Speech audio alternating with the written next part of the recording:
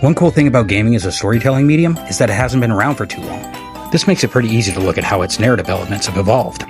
That is, compared to, say, analyzing the plot structure and characterization details in Beowulf. There's not a lot of time between Colossal Cave Adventure in 1976 and games like The Last of Us. With a narrative so good, it was easily adapted into a major streaming series. Right now, I'm only going to focus on one aspect of that narrative style, and that's character. Specifically, we're going to be looking at a character who's been around for a pretty long time, and our first ever request, Princess Peach. This is Story Mode. I'm Mr. Howes, and today we're talking about characterization.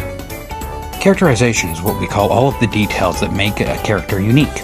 These are fictional characters, after all. So these details are what give what is essentially a made-up person the illusion of a personality. That's part of what makes Peach a really fun character for this topic. Because in the beginning, she didn't have any details at all. She didn't even have any animation.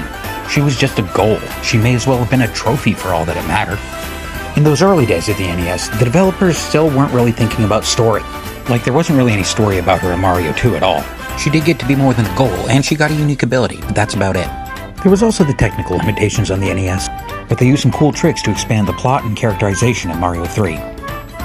The letters you get from Princess between each level give her a voice, and in the ending, she even gets to crack a sarcastic joke. In the Super Nintendo era, well, in Mario World, she didn't do much. But that's okay, because Mario RPG came along to give her tons of character in the way that Square was really starting to master at the time. And these are traits that carried on through all of the RPG-style Mario games. There's even more when we make the jump to 3D. In Mario 64, the princess gets an actual audible voice, and it's the first time that her currently accepted name, Peach, is used. Dear Mario, please come to the castle. I have baked a cake for you. Yours truly, Princess Toadstool. Peach. In Sunshine, we get a bit more about her relationships to other characters, specifically Bowser.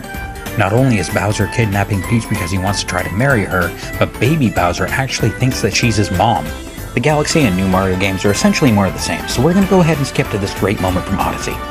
You've just beaten Bowser, who starts begging Peach to marry him. Mario matches energy and does his own begging. And what does Peach do? She blows them both off and goes to explore the world herself. This doesn't break character, it just adds to it by having her make a choice and show that she's not just the prize at the end of the game. Peach has come a long way from being that girl in another castle. As both technology and the idea of having a consistent narrative in a franchise improved, Peach was growing, from a pink prop to a princess with personality. That's alliteration, by the way. Thanks for watching Story Mode. Don't forget to like and subscribe and comment with any ideas of what you want to see next. I'm Mr. Howes. Class dismissed.